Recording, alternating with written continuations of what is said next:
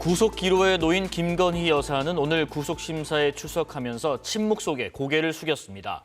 법원이 헌법 가치를 훼손했고 증거인멸 우려가 크다고 주장하는 특검의 손을 들어줄지, 애초에 혐의가 성립되지 않는 무리한 수사라는 김 여사 측의 방어 논리가 인정될지, 이르면 오늘 밤에 영장 발부 여부가 결정될 것으로 보입니다. 이재명 대통령의 지지율이 취임 후 60% 아래로 처음 떨어져서 59%로 최저치를 기록했습니다. 양도세와 이춘석 의원 논란에 특히 어제 확정된 광복절 특사에 대한 여론이 영향을 줬을지 분석해봅니다. 더불어민주당 당대표 비서실장 한민수 의원, 국민의힘 수석대변인 박성훈 의원과 함께합니다. 어서 오십시오. 안녕하세요. 안녕하십니까. 예. 자, 우선 오늘 오전부터 김건희 여사에 대한 구속영장 실질심사가 윤석열 전 대통령 영장심사가 진행됐던 바로 그 장소에서 진행이 됐습니다. 구속심사는 4시간여 만에 종료됐고 김 여사는 구치소로 이동해서 영장 발부 여부가 결정될 때까지 대기를 합니다. 영장이 만약에 발부가 된다면 전직 대통령 부부가 동시에 구속되는 초유의 상황입니다. 아무것도 아닌 사람이 심려를 끼쳐 죄송하다고 했던 김 여사는 지난 특검 출석 때와는 다르게 오늘은 아무 말도 하지 않았습니다. 말씀하셨던 아무것도 아닌 사람 의미가 뭐였습니까? 명품 선물 관련 사실대로 진술한 거 맞나요? 김건희 엑셀 파일 본 적 있으십니까? 명품 시계는 왜 사달라고 했습니까? 일단 김건희 특검은 구속영장 청구서에 3가지 혐의를 구체적으로 적시했습니다.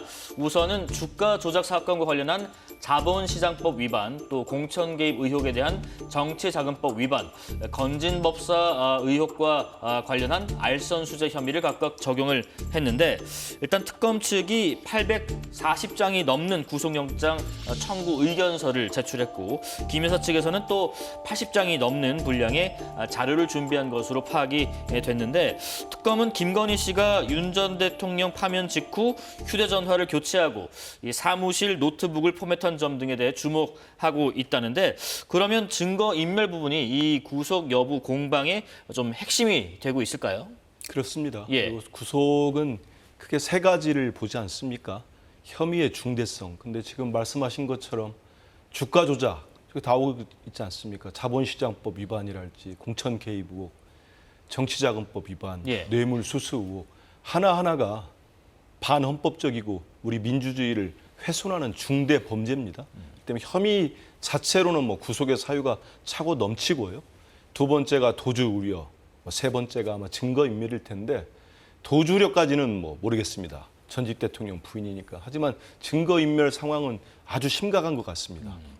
앵커가 말씀하신 것처럼 예. 휴대폰도 다 교체를 해가지고 깡통 휴대폰이 됐고, 이분이 그리고 김건희 씨가 지금까지 계속 우리가 앞으로 얘기하겠습니다. 수사 방해를 해왔어요.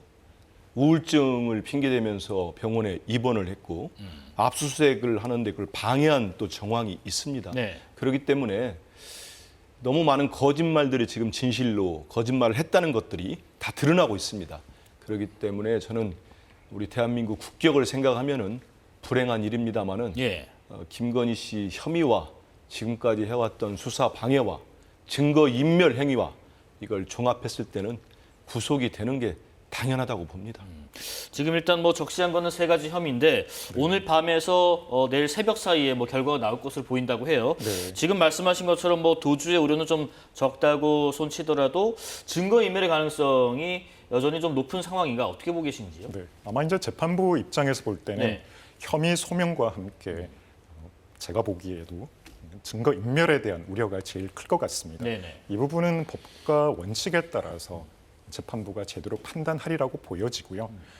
개인적인 바람이 있다면 예. 김건희 여사께서 직접 소명을 좀 해주셨으면 좋을 것 같습니다. 이 부분에 대해서는 실체적 진실이 과연 무엇인지 국민 여러분께서 모두 다 궁금해하고 계시잖아요. 본인이 전직 영부인으로서 최초로 영장 실질 심사에 서게 된 점에 대해서 안타깝게 생각을 하고요.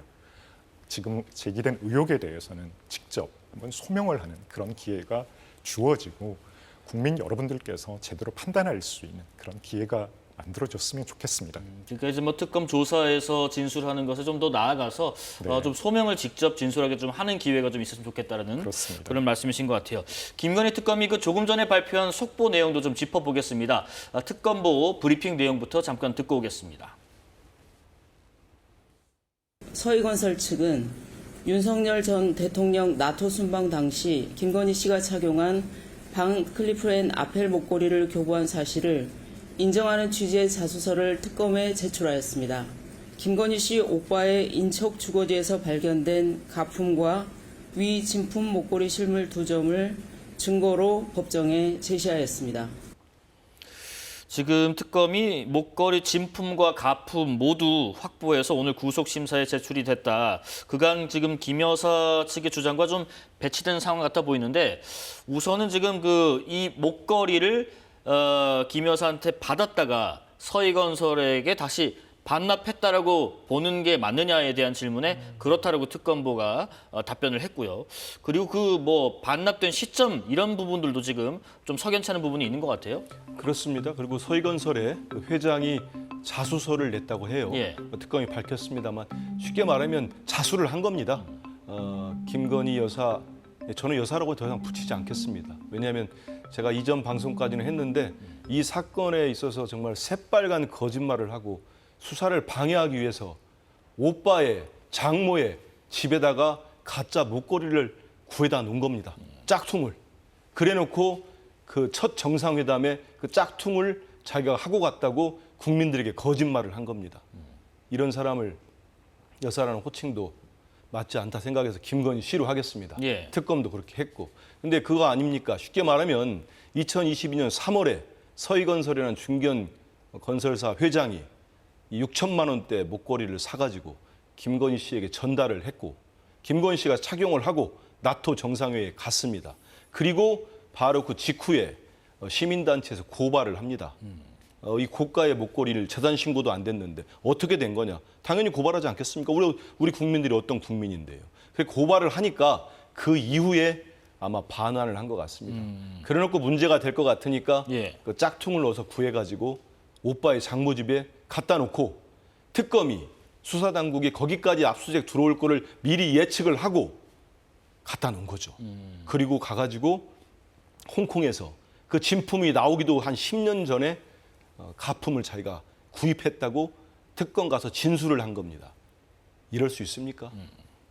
명색이 대한민국의 대통령 부인한 사람, 부인까지 한 사람이 우리 박 의원님 말씀했습니다만 진솔하게 이제는 실토를 하고 용서를 구해야 되는 거 아닙니까? 근데 아직도 지금 수사를 방해하고 우리 국민들을 속이고 있습니다. 얼마나 이건 정말 가증스럽지 않습니까? 어디서 무조품을 또 구해왔어요. 그리고 저는 윤석열 전 대통령이 지난 대통령 선거 캠페인 기간에 이런 얘기를 했습니다. 예.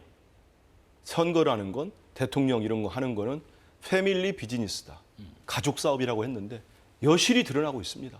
이 목걸이를 받고 그 회장의 장남인 검사 출신은 총리의 비서실장으로 갑니다. 그때 제가 들은 얘기가 있어요. 한덕수 총리가 그 총리를 비서실장에 제가 임명 안 했다고 합니다. 아니, 총리 비서실장을 총리가 임명 안 하면 누가 했겠습니까? 그러니까 네. 철저하게 뇌물을 받으면 거기에 대가를 줍니다. 말 그대로 장사를 한 거죠. 국가를 놓고. 예. 공직을 놓고. 그렇기 때문에 저는 이제 특검이 수사를 잘 해가지고 다 밝혀내고 있는데 네. 지금이라도 국민들께 용서를 구하고 그와 별도로 저는 왜 특검이 지금 진품과 가품을 영장 실질심사에 제출했겠습니까? 아마 판사들이 봐도 저와 똑같은 마음이었을 겁니다. 야, 이럴 수가 있어? 명색이 대통령 부인이 이렇게까지 한단 말이야? 그러면 영장이 저는 발부될 거라고 보고요. 예. 전 지금이라도 윤석열 씨나 김건희 씨 모두가 더 받을 필요도 없어요. 벌을 더 받을 필요도 없고 죄를 지은 만큼 상응하는 벌을 받아야 된다. 이런 말씀을 꼭 드리고 싶습니다. 예, 지금 그 서희건설 입장에서는 지금 특검의 목걸이 교부 사실 인정한 자수서를 지금 앞서 전달한 것처럼 제출을 했는데, 근데 이제 특검이 압수수색하기 앞서서 이 건물을 서희건설에 비우고 출입자 폐쇄 조치까지 했었는데 특검에 갑자기 자수서를 제출했다. 왜 그랬다고 보시는지요? 그래요. 이 부분이 이제 구속의 필요성과 상당성을 재판부가 판단하는데 결정적으로 작용할 수도 있을 것 같습니다. 네. 아마 지금 밝혀진 내용이 사실이라고 하면 증거 인멸이라든지 범죄형이 소명에는 불리하게 작용될 수도 있거든요. 네네. 그렇기 때문에 아마 김건희 여사 변호인 측에서는 이 부분에 대해서 어떻게 소명이 이루어지는지 저희도 지켜봐야 될 것 같고요. 예. 결국 법과 절차적 정의 이 부분을 어떻게 특검이 지켜나가면서 혐의를 입증해내느냐가 관건인 것 같습니다. 아마 특검이 그동안 수사를 지금까지 지속해 오면서 결정적인 물증을 제시를 하지는 못했다고 보는데 지금 나와 있는 이런 부분들이 특검이 기소를 하고 재판부가 구속 여부를 판단하는 데 있어서 중요한 스모킹 건으로는 작용될 수도 있을 것 같다는 그런 생각을 합니다. 예.